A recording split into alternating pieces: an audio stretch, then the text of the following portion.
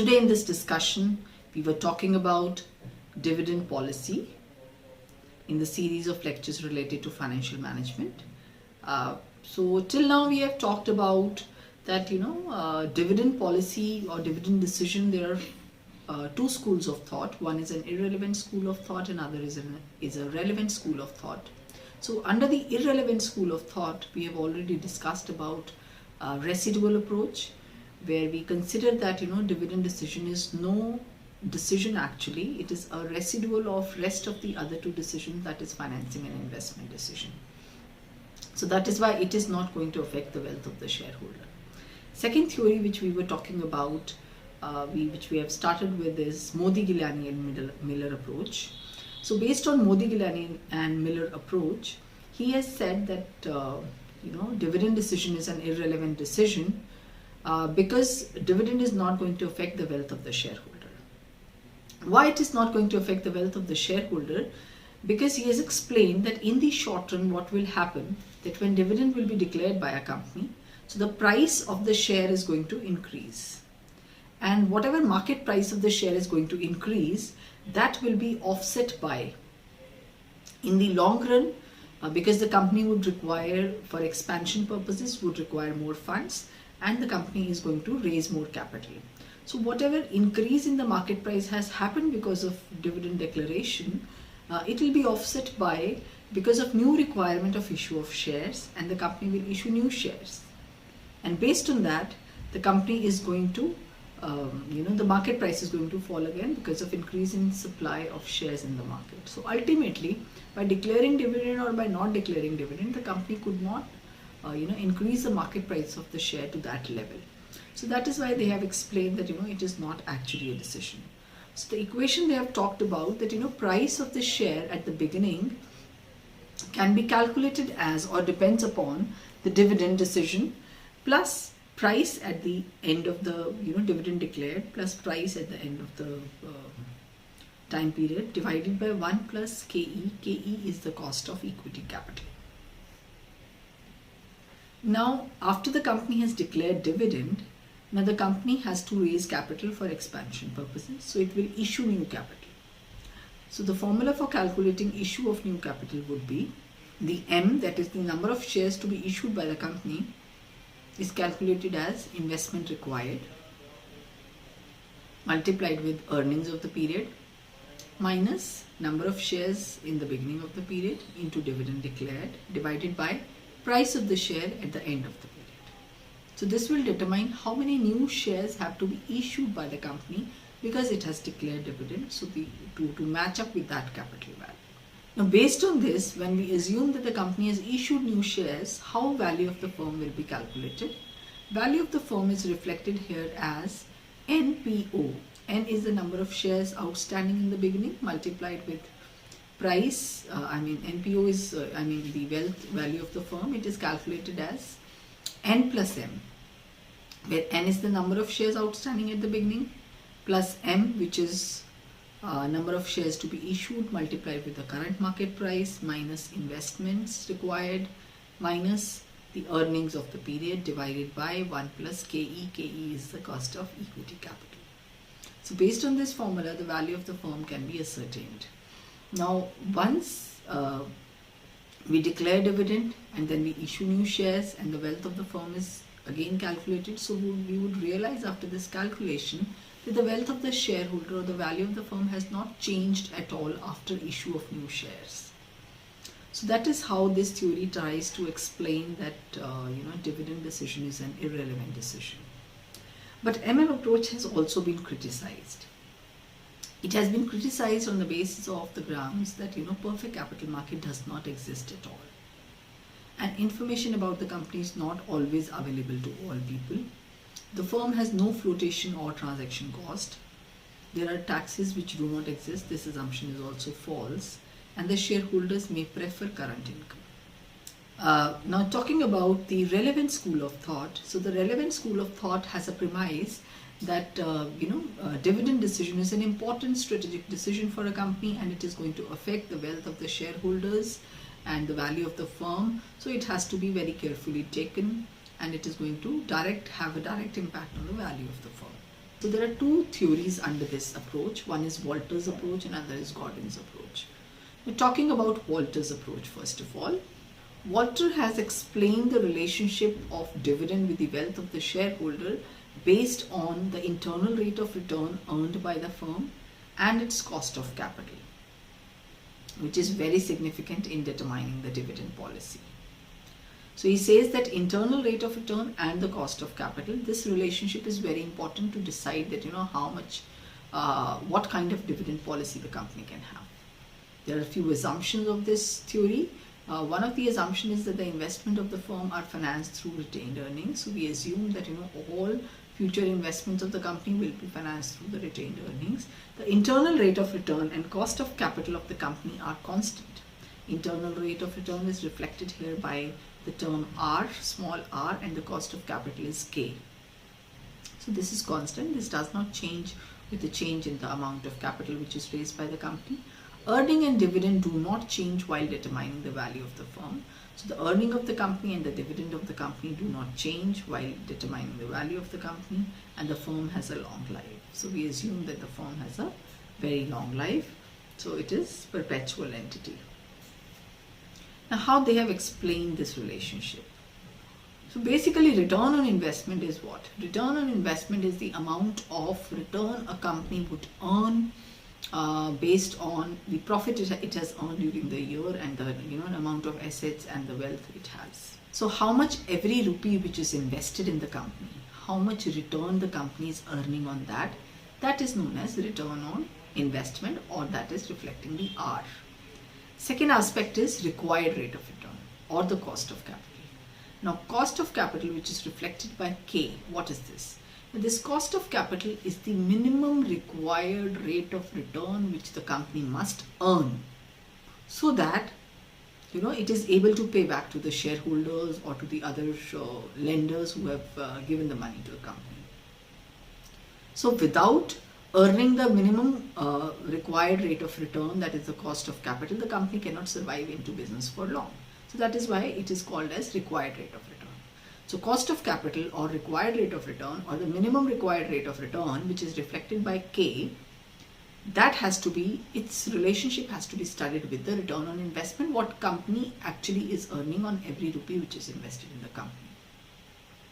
Now they have given three propositions in this.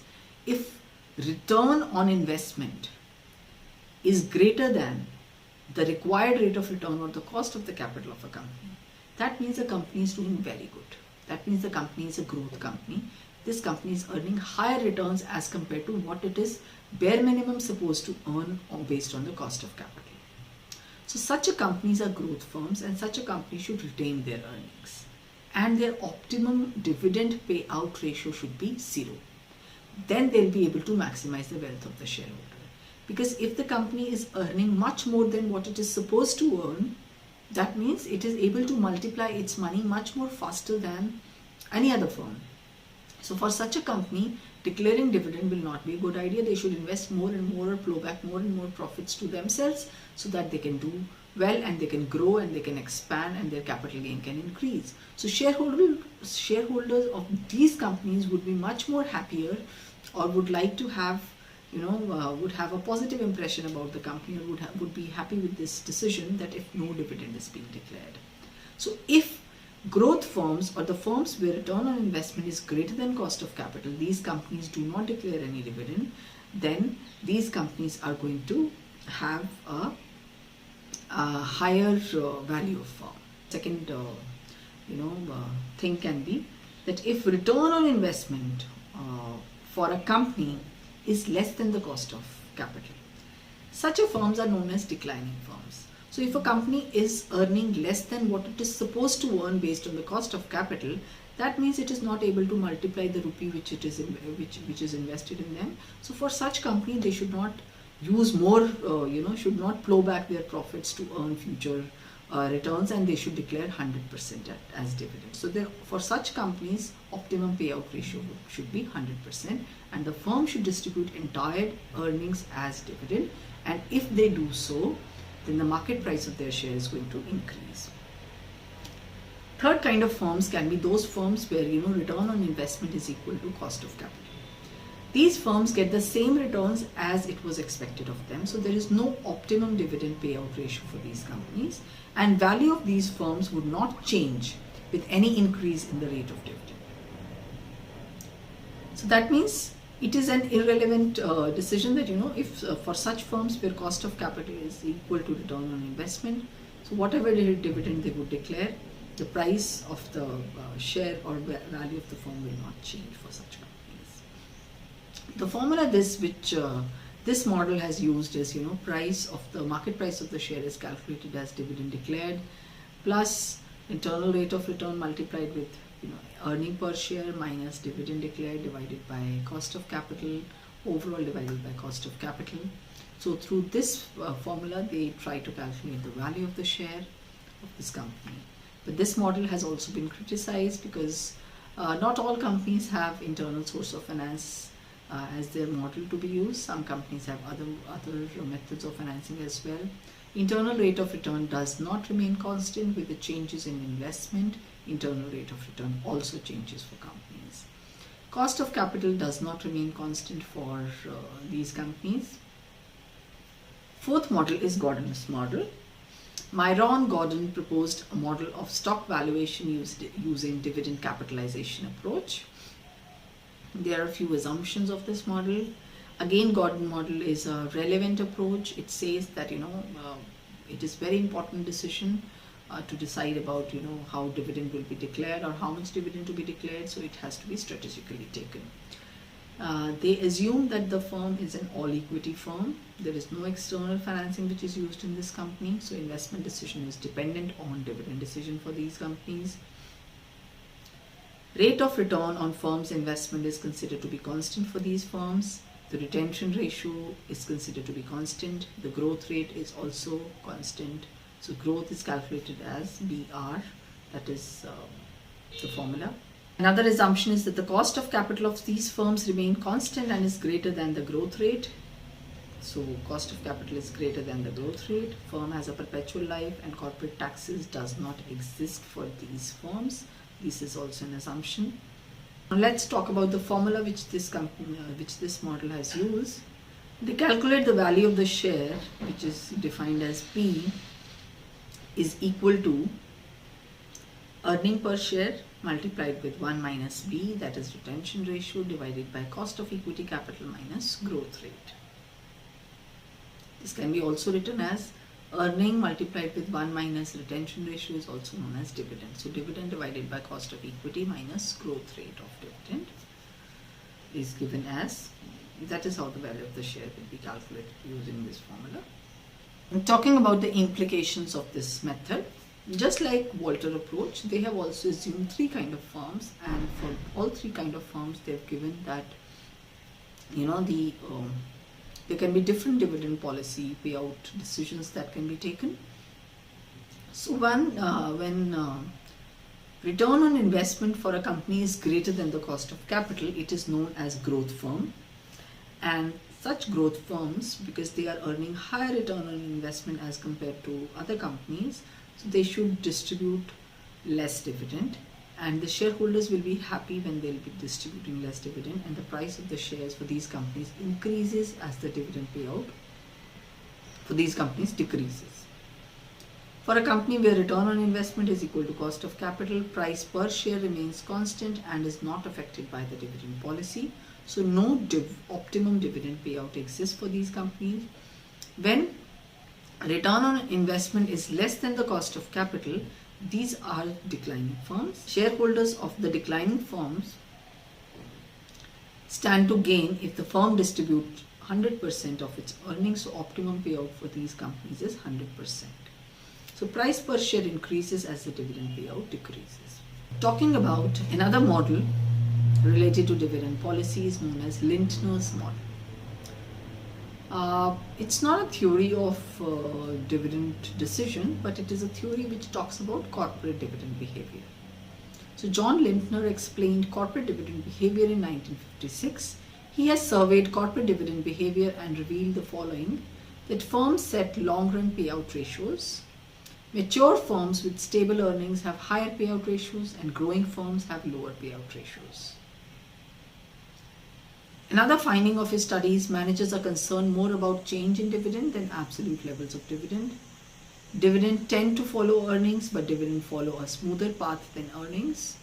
Dividends are sticky in nature because managers are reluctant to affect dividend changes that may have to be reversed. So usually you will find that the companies, they will not like to change their dividends or dividend policies very frequently. So once they have decided about a policy of giving every year constant dividend or giving growth in the dividend, or whether they are going to declare any dividend or not, so they would try to stick to it, because any change in every subsequent year about the dividend policy is going to affect shareholders' perception about it. So how much dividend will be declared by a company at the end of the year is decided on the basis of a formula they have used. We have talked about an adjustment ratio, which is represented by C, and a target payout ratio multiplied with earning per share for the current year, plus 1 minus adjustment rate multiplied with dividend declared for the last year.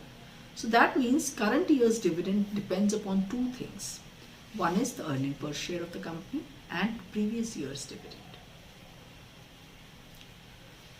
Now, talking about what are the determinants of dividend policy, there are various factors on which the dividend policy of a company will depend upon, apart from the dividend policy and apart from the earnings of the company. So these determinants are legal restrictions. So if there are any legal restrictions that the company is not allowed to declare any dividend, or cannot declare dividend as a bonus share, or is not allowed to accumulate profits for many years, so in such circumstances there are changes in the dividend policy, because of which the company can take decision which is in favor of the shareholders. Magnitude and trends of earnings. So magnitude and trends of earning is also how much company profits are earned. Company is earning profit. So if the company is earning huge amount of profit, then the chances of such company declaring dividend will be higher as compared to other companies. Nature of industry, which industry sector it belongs to.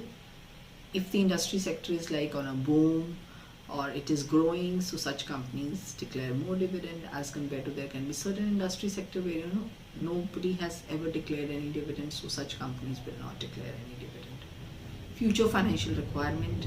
So how much is the future financial requirement in terms of expansion plans? If a company has growth plans, expansion plans, such companies declare less dividend.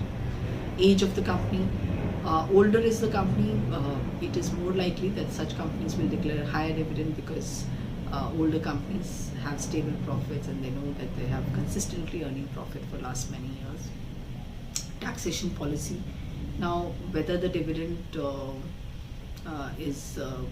taxes have to be paid, dividend declared on source, or how much is the tax rate, corporate tax rate of the company, that also determines whether dividend will be declared in cash, or it will be bonus issue, or it will be some other form of dividend decision taken by the company. How much liquid resources company has. It may be possible that the company has huge profits, but they are not in the cash form. So if the company is in a cash crunch situation, they may not declare dividend. Stability of dividend, whether the company is stably paying dividend for last many years or not. Expectations of the shareholders. What does shareholders expect? That also is an important aspect. If the shareholder is expecting dividend, company should declare. If it is not expecting dividend. Types of dividend policy. Company can have various kinds of dividend policy. They can have a regular dividend policy, where they are regularly paying dividend for constantly for many years. Company can have a stable dividend policy, where the company pays some fixed dividend stably, like it can be in the form of constant dividend per share, constant dividend payout ratio, or a stable rupee dividend plus some extra dividend which they pay. Or a company can have an irregular dividend policy, where the company does not every year declare dividend, and they would have cash surplus, they would earn profit. So year on year basis, they keep on deciding how much dividend to be declared and how much to be retained back. So looking at these aspects, a company decides about their dividend policy. So dividend policy overall is an important decision which is taken by a company. and a company has to see that how this decision is taken in the favor of the shareholder, so that ultimately the wealth of the shareholder also increases, as well as it has a positive impact on the value of the firm in the stock market. So whether the dividend is an irrelevant decision or a relevant decision also depends upon which industry sector the company belongs to and how the markets are performing over years. With all this discussion, I would like to stop here and summarize this topic, that dividend is an important decision. It is one of the most important decisions that can affect the value of the firm, and overall a company has to see that what kind of dividend policy they have to adopt, and whatever dividend policy they adopt, they should be stable with their dividend policy. So thank you very much, friends, for any kind of discussions and queries and doubts. We are always there, available with you, and you can just write an email to us or contact us on telephone to get your queries solved about it. Thank you for listening and giving a patient listening to this lecture. So this was UGC CEC online lecture series. Due to COVID-19 pandemic and lockdown situation, we are recording these lectures at home, so any inconvenience is regretted. Thank you so much.